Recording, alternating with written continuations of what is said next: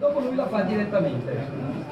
Se lei mette il piede sinistro, su quelle pecore, toccando quello, sì, no, muove le mani e muove l'occhio, lui muove la telecamera. Vede che sposta, si avvicina. Ah, sì, vedo.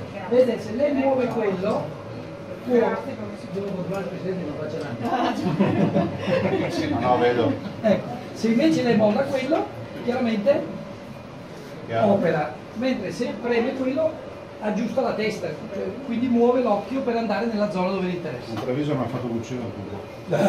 Sì, non sei. Complimenti. Grazie. Va bene.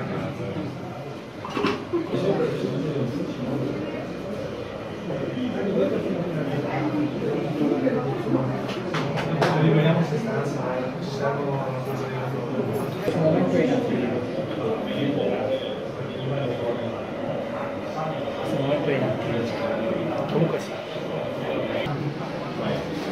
Presidente, sente parlare male.